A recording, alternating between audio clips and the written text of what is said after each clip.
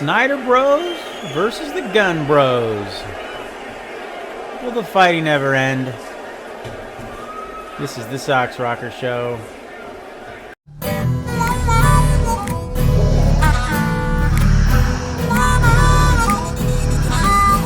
And the battle wages on. Snyder is a hack. He ruined the DCEU. He's one-dimensional, doesn't know how to tell a story. His colors are all dark and bland. He doesn't understand comic book movies at all. Hell, he directed the Save Martha scene, for Pete's sake. And he turned Superman into a cold-blooded killer. I mean, what the hell, bro? James Gunn? Who the hell is he to take over the reins at DC? His only real success is Guardians of the Galaxy and a cartoon dog. He doesn't know how to make a serious movie. He puts his brother in every stupid movie that he makes. He insults people on social media. He writes poop and pecker jokes. He said that Aquaman had sex with a fish. Come on, dude. Snyder Bros versus Gunn Bros. If anything, it makes for some pretty interesting entertainment these days. Snyder released Rebel Moon, and his haters went after him with a vengeance. He can't write, he can't direct, he's just trying to copy Star Wars, and he did a pretty crappy job of doing it. The movie is boring and dumb, the actors can't act. He failed with the DCEU, and he will fail at this, blah, blah, blah. Rotten Tomatoes gave it poor numbers on the old tomato meter. Now, why anyone gives a shit about what Rotten Tomatoes thinks is still a mystery to me after the entire planet found out that they actually pay for reviews, but that's another story. Doesn't the dude ever get tired of making director's cuts? And so on and so on. Now, Gunn, on the other hand, well, he finally begins casting for the much ballyhooed upcoming Superman Legacy, and the gates of hell open up upon him. He has way too many characters in the film, they say, which I agree on, I admit. He's casting nobodies. And why is his brother in everything, and why is his wife in anything? His casting choices, they make no sense. He's making Superman into a wimp. He's turning the DCU into another Marvel. And what the hell is with that chick that he picked to play Supergirl? And yes, before anyone here starts jumping my ass, I too have made derogatory remarks about some of James Gunn's movie making and some of the ways that he goes about doing certain things. But I have never once lashed out at or insulted a fellow movie fan for voicing or posting their opinions about the movies that they like and or that they want to see. Now, I may disagree with one from time to time, but hey, that's what makes us human. It's called personal choice. The world would be a pretty boring place if we all liked the same shit. Imagine if the entire planet only ate vanilla ice cream, and everyone drove a pale blue Toyota Prius, and everyone wore the same yellow jumpsuit. Pretty boring, huh? Now take my wife, for instance. She loves the movie Titanic. She's probably watched it 100 times and cries damn near every time she's watched it. It's considered one of the greatest films of all times, and I hate the damn thing. I would rather clean hair off of a bar of soap than ever watch it. I think it's long overdrawn, boring as hell, and the ending was just stupid, but that's just my opinion.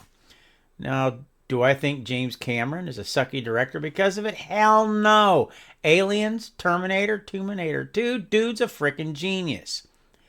My wife hates those movies, by the way, and you know what? That's okay, too. Now, I bet 99% of the female population simply loves Titanic, and I'm sure, well, a lot of dudes do, too. I just ain't one of them. But I don't hate the watchers or the people that buy the tickets.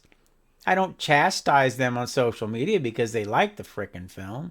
Now, I loathe the Fast and Furious franchise. I mean, how many movies can they make about the same damn thing? And I think Vin Diesel is a pretty boring wooden dude when it comes to acting, save for Pitch Black and Triple X.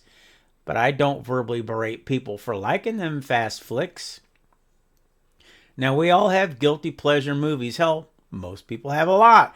One of mine, for instance, is Monty Python and the Search for the Holy Grail. I laugh my ass off every time I see it. And my wife, well, she thinks it's the stupidest, most ignorant thing she's ever seen. And that suits me just fine because it is what it is.